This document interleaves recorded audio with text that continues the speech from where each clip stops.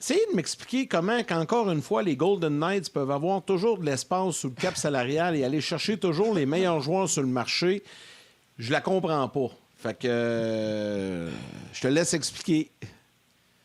Ben, écoute, la réponse est très simple, c'est que, à l'image de ce que Julien Brisebois a fait au cours des dernières années avec le Lightning de Tampa Bay, ben, du côté de la haute direction de l'Avalanche, que ce soit Kelly McCrimmon, qui est le directeur général, ou son président George McPhee, qui avait fait ça avant, c'est qu'on joue avec les failles du système du plafond salarial.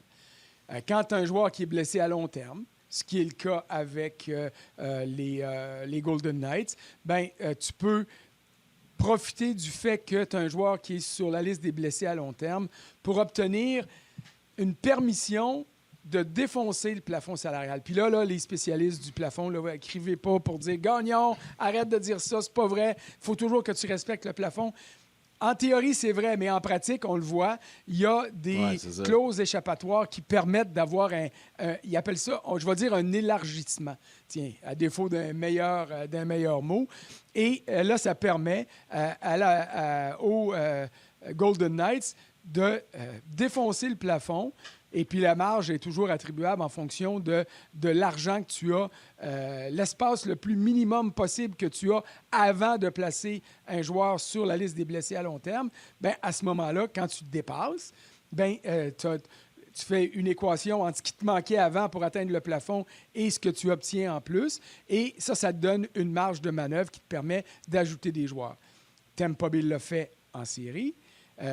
En fait, quand ils sont rendus à la Coupe Stanley avec Kucherov qui avait raté puis qui est revenu pour le début des séries. Et là, l'an passé, on l'a vu avec Mark Stone qui est revenu en série. Et cette année, Mark Stone est encore sur la liste des blessés à long terme. Et puis, on peut parier un petit coke glacé qu'il va revenir pour les séries. Alors, série. On peut se plaindre. On peut se plaindre, puis on a le droit de se plaindre. Puis il y a certainement des directeurs généraux qui se plaignent. Mais la Ligue nationale ne se penchera pas là-dessus tant et aussi longtemps que ça ne sera pas rendu uniformisé. C'est-à-dire qu'en ce moment, tu as 2-3 directeurs généraux qui sont plus agressifs dans leur gestion et qui profitent de ça, et ça leur a souri par le passé. La Ligue dit aux autres, ben, arrêtez de vous plaindre et essayez de le faire pareil.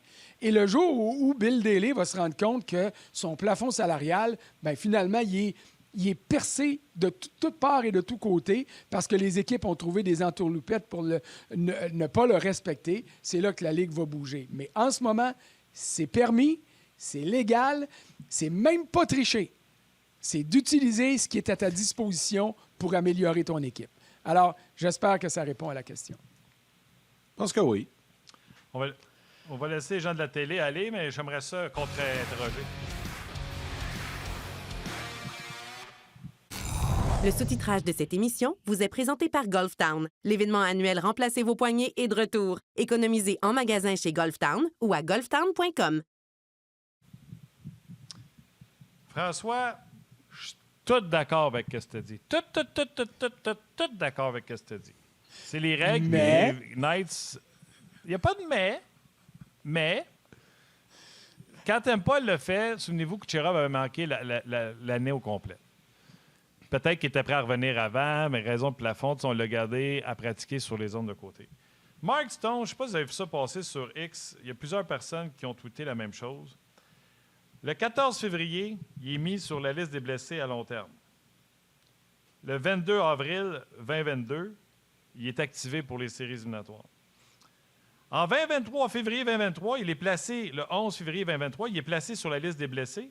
9 jours plus tard, le 20 février 2023, il est placé sur la liste des blessés à long terme. Curieusement, le 18 avril 2023, il est réactivé de la liste des blessures à long terme et il joue en séries éliminatoires. Le 22 février 2024, il est mis sur la liste des blessés. Et le 4 mars, soit, si mon calcul est bon, 11 jours plus tard, il est mis sur la liste des blessures à long terme. 3 ans, 3 fois le même gars. Tu sais, je comprends Tampa. Tampa, c'était Kucherov, c'était toute l'année. Là, lui, c'est à 3 ans, en février, file pas, mal au dos. Puis une de ces 3 années-là, je ne me souviens pas c'est laquelle, il y a vraiment une opération au dos. Là. Tu sais, c'est du sérieux. Là. Mais c'est tout le temps la même patente. Puis tu sais comment est-ce que c'est, la blessure au dos, tu sais? on en a connu des gars qui, je mets dans le dos, ne peut pas jouer, mais ils se défoncent à la table de ping-pong dans l'antichambre du vestiaire des joueurs. Je trouve que, oui, c'est ça le règlement, mais la Ligue nationale de hockey passe pour des épais en ce moment. Oui. Ça, tu as raison. Et c'est un sujet qui est abordé très régulièrement et qui va l'être dans 2 semaines à la réunion des directeurs généraux, quand on peut s'asseoir avec Bill Daly, puis qu'on est capable, d'après une demi-heure de conversation, comment je dirais ça, juste poli, tomber dans le nœud de l'action, puis d'avoir des échanges directs, puis d'avoir des réponses. C'est sûr que, comment je dirais bien ça, ils conviendront jamais qu'ils ont l'air fous, mais ils sont les premiers à le savoir. Et ce que je disais tantôt, quand ça va devenir généralisé, c'est là qu'ils vont réaliser que, la règle ne tient plus, ne fonctionne pas, ou quand un club va exagérer.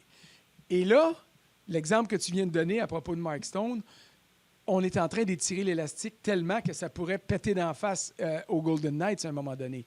Parce que, et ça, je ne l'ai pas dit tantôt, mais c'est crucial de le souligner, la Ligue nationale obtient les bilans médicaux des équipes pour dire Gagnon, là, y es-tu vraiment blessé à long terme? Puis on a une preuve médicale. Il y a un médecin qui a signé. Est-ce qu'il y a des contre-expertises qui sont faites comme dans la société d'aujourd'hui? Là? Prenons un exemple là, bien proche de nous autres. Je sais pas, moi, je m'en vais au travail, là, puis il y a un spot dans un studio qui me tombe sur la tête, puis là, oups, j'ai une commotion cérébrale. Là, j'ai un papier de médecin qui dit, Gagnon, on ne peut pas travailler. Mais finalement, les boss me surveillent et disent, oui, mais Christy, il joue 36 trous de golf à tous les jours, il ne doit pas être trop étourdi puis trop commotionné. Alors, tu as des contre-expertises qui sont demandées. Est-ce que la Ligue nationale peut aller jusque-là? Ça se fait peut-être. Je ne suis pas au courant des menus détails à ce niveau-là, mais il est clair que la Ligue nationale doit obtenir une preuve qui va la satisfaire à l'effet que Mark Stone est réellement blessé, qui va rater l'équivalent de 10 parties ou 24 jours, et puis qui a des motifs de le placer sur la liste des blessés à long terme.